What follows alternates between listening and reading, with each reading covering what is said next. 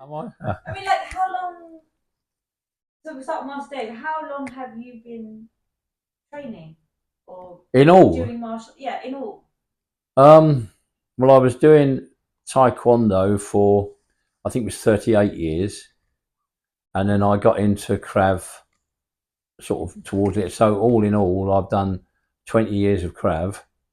Wow. But it was, I've got something here. I go with my hands again. That's all right. Don't Why do I worry. do that?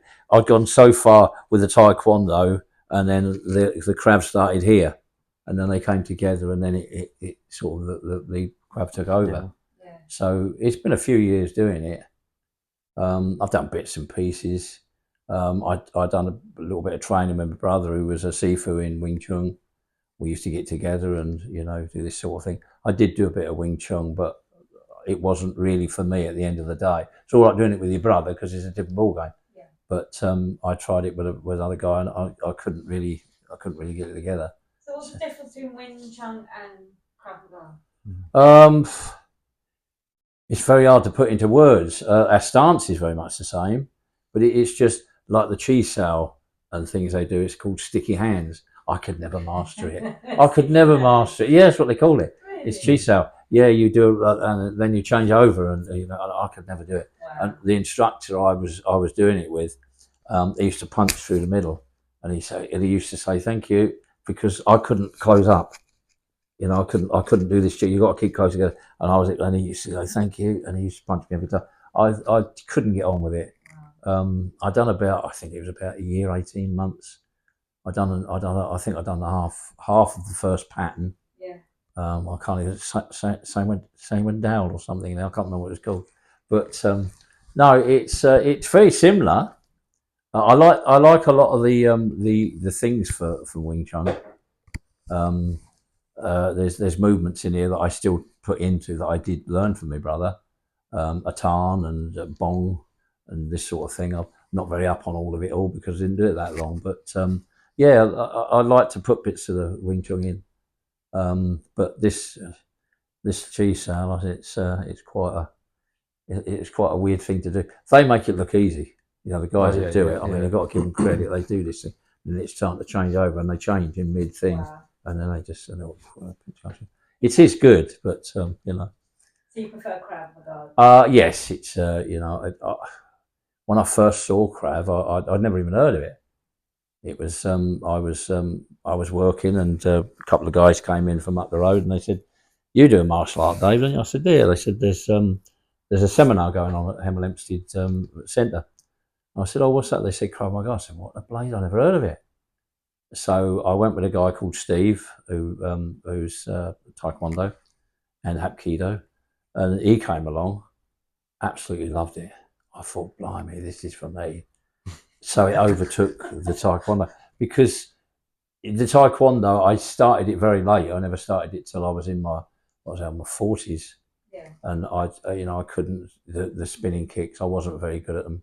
I could manage to do the kicks, but it got to a point where you make a fool of yourself. Yeah. You get to an age where your body just doesn't want to do that anymore. Yeah. And I took over the Krav and loved it. I think I wished I'd have done it sooner.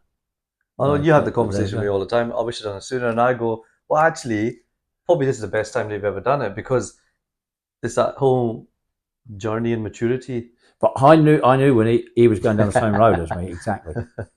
Yeah. Exactly the same road. I knew he would land up where he is because he came along on a few lessons and you were talking about this, and I thought it's exactly what I used to think.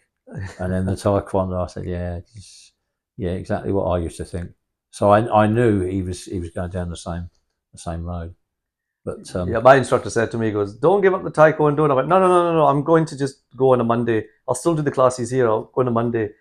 And I had these conversations, and you just kept looking at me, smiling like that, going, "Yeah, I know what's going to happen." I was like, "No, Master Dave, I'm Taekwondo. No. And then it just got to the point. I was like, "You're like, how many classes you do now?" I says, "I've just cut one out." "Oh, how many classes you do now?" I said I couldn't make it this week. Yeah. Are you going third? Oh, I said I had to go in third, and it was exactly the same thing. It made so much sense. The years I've done it, I did sort of enjoy it. It kept me quite fit.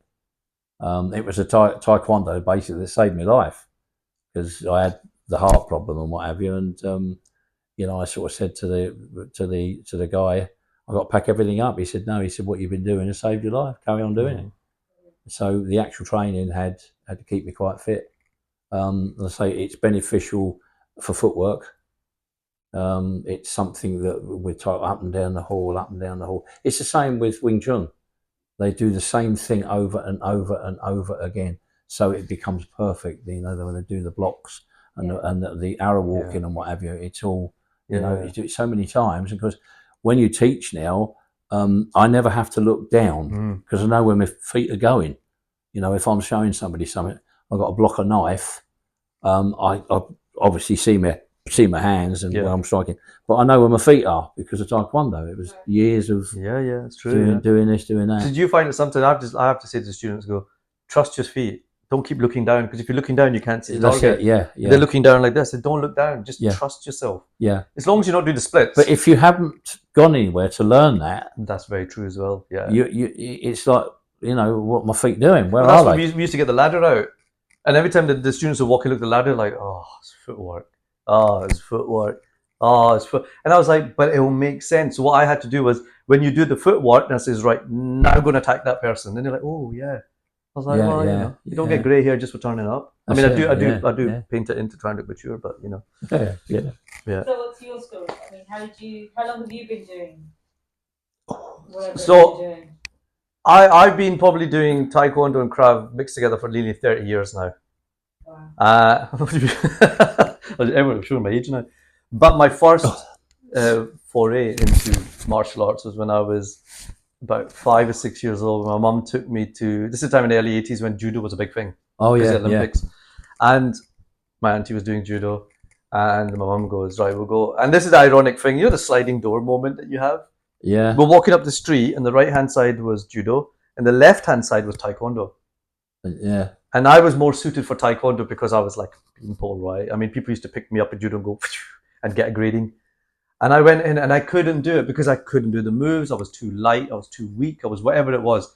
I remember it was like the first grading I had, I was the only one, and this was in summer, I was the only one that didn't get a belt, but they gave me a selection box.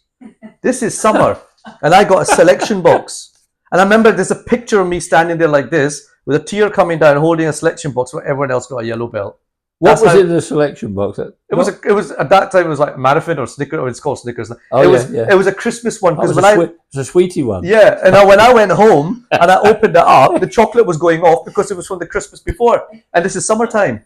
And that must have sounded good. They said, "I'll just take the grading. What do you get, sweeties?" Yeah, it's me, you know. And I said to my mum, I was like, "Not a lot of people know that." Oh dear. So I stopped. I stopped and I went like that. No, but I was always into martial. Like I love Bruce Lee, Jackie Chan's, all those kind of movies, action movies. In my head, I thought I was always a black belt. You know what I mean? And then when I went to university, and one of my mates, he never told us he did taekwondo, got his black belt, and he wanted to do a competition in Europe. And he goes, I just need 10 students to turn up. I'll get some money. I can go and compete. And I was like that. Look, you're a mate. I got some friends rallied up. 10 of us are standing there, you know, louting about with our tracky ball. I mean, he walked in, and honestly, it was like a James Bond character walking in. The uniform was amazing. He had the black belt on, and he stood there and he goes, started showing some moves and demo, and I just went, I want to do that. Yeah. And then at that point, I was hooked. And I was in the university team, and then we went to Scotland team, and I really, really enjoyed it. But when I graduated, I came down to London, and I ended up going to these classes with all the people I used to compete against. So I would go down, and I'm not saying this in a bad kind of way, but I was treated really badly. I was like, I was in a competition with you, and you beat my student or whatever it was. So they used to put me with the higher grades, and they would just annihilate me. I was Scottish. Yeah. So it was like I went back and forward, and then I had this little bit of break and did my own thing, and then I went back into Taekwondo, and then I bumped into you, and I suppose the rest is a history, because I've always said it's like everyone should learn a martial art, or everyone should learn some self-defense. What it does for you personally, what it does for your mind, and I know it's a cliche, but your mind, body, and soul, it's the best thing ever. It's not about being violent. It's not about saying no, definitely not. 'Cause No, it's, I've had situations personally where, like, if life's not going very good, my martial arts has kept me right. I've had people that, you know, come in training that are saying, you know, like, I'm really stressed out, but I come to this class. You know, we've got people come to our class, they're at the top of their game in their field. And they come along and they're like, just for that 1 hour, I feel really, really good. Yeah, let us see, don't they? Let off steam, Yeah, but yeah. it also, it's, I've had someone, right, who's been on board meetings and sat there and gone, I've sat there and I'm getting stressed out when I just think about session I had last week with you, or what we're going to do next week, or whatever we're going to do. Yeah. And he goes, it calms me down and focuses me. And then he come along and he'll tell me, and I'll go, wow. And I think for children, it's very, very good because it focuses them. Yeah. It gives them that discipline and that focus. And, you know, I've got some students you look at and you go, wow, you're going to go so far in this. And I know they're going to be really successful. And I always say to them, I says, when you're at that age and you're that boardroom or whatever you are, it says, never forget these days. Yeah. Because I've never forgotten my days. Hell, I still remember having a selection box when I was 6 years old, my first grading. You know what I mean? I never knew that. Yeah, well, it's not nothing you want to Okay. put on camera and tell the world, but I've already said it. So, but and I was very goofy as well, right? But I look at these kids and I go, you're always going to remember this, and it's going to serve you so well. There is a guy that we used to train with, no names. He was a black belt. He's gone and moved to another country. And he's about to become a pilot. And I remember saying to him, and I went years and years ago to the aptitude test to become a pilot as well. And I was doing taekwondo. And when they found out that I was doing something, it really helped me get down to the top 20. And the reason for that was it showed that you had a discipline. Yes. That it showed that you could focus. And they were really impressed by all of that, because it's also like when you're studying and you're doing this. I think it goes hand in hand. It goes hand in hand with anything. Yeah, 100%. But the only thing that I learned from all my days of doing martial arts is, like, if a student comes in and doesn't do really well, do not give them a selection box. Yeah, no. Or a chocolate little medal. Or a sweetie. I would say no. Yeah, you want to go sweeties. Give them a belt or something like that, right? But a selection box.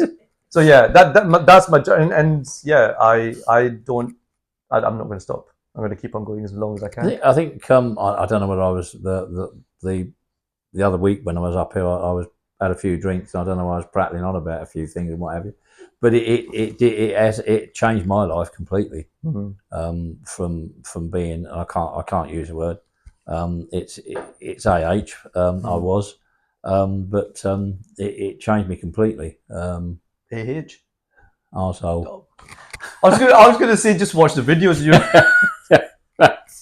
But actually, on a tangent, you have calmed down. Well, I was not a very nice person before. I mean, and doing the martial arts and what have you, it changed me a lot. But you've stopped swearing at me. I've noticed this in some of the videos, because when I'm sitting there editing them. Yeah, well, I thought I can't keep swearing, can I? Because who's that bloke keep swearing? I've seen the ones quite a few months ago, and I was like, I can't put that up. I said, why is he? What did I do wrong? And I've gone through them, and I was like, the ones lately it's your acting style has become very, very good. It keeps so. I noticed the run. It is.